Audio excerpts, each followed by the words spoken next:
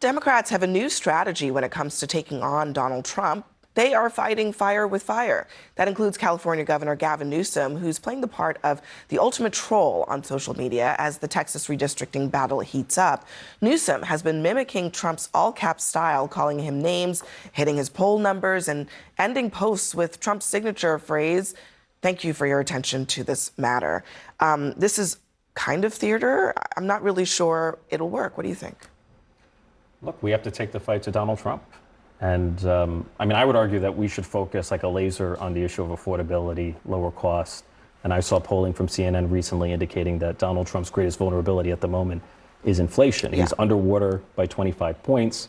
Since 2024, there's been a 34-point swing against him. So that's where our focus should be. And we should be adapting to the brave new world of alternative media. So I appreciate Gavin Newsom's strategy of taking the fight to Donald Trump. I support it. Let me play Beto O'Rourke also kind of addressed this redistricting bit, and it's the way he did it that I think got a lot of people's attention. We want California and New Jersey and Illinois and Maryland and every other state where the Democrats hold the governor's mansion, the assembly, and the state senate to redraw their congressional districts now, not wait for Texas to move first, to maximize Democratic Party advantage. Listen, you may say to yourself, well, those aren't the rules. There are no refs in this game. Fuck the rules. We are going to win whatever it takes. We're going to take this to them in every way that we can. Ellie, I mean, is he right about the lack of referees? I think is really what the point that he's making. So I think anything goes. Yeah, I think there's an interesting dilemma in the Democratic Party. I'm interested in what you both say. I mean, there's the attempt to out-Trump Trump, which we've seen from Gavin Newsom, we saw right there. And then there's the sort of laser focus that Representative Torres just put on the economy and real issues.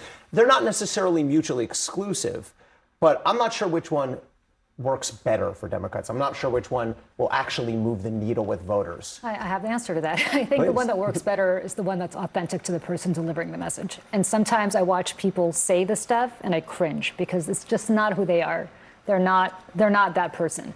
And then sometimes I watch people say exactly what Beto O'Rourke just said. And I said, okay, well, you know what? That sounds to me like a guy who says this in private, so he probably can say this in public.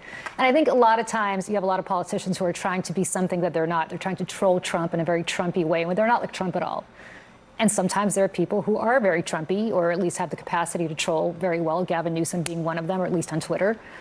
And it comes across as being authentic. And so I think, you know, look, J.B. Pritzker is doing it well because J.B. Pritzker, I think, is being true to himself in the way he's delivering it. Others, whose names I don't really necessarily want to mention, are not doing it as well. They're more about peace and love, but sometimes try to pretend that they're all about being Trumpy, and they're not. It's kind of interesting because I actually feel like Gavin Newsom kind of started this process trying to reach out to the other side, and now he's gone in really the other direction where he's taking on Trump more directly and Trumpism, and it wasn't working for him then, but it is kind of working for him now. I mean, the reach of his podcast, of all of this stuff has been amplified by this strategy.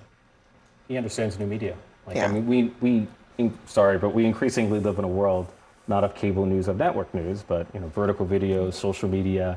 And I feel like the message from Democrats from an earlier era is that you adapt to the brave new world of media or you become extinct. All right, we'll see how that goes for them, everyone. Thank you very much for being here.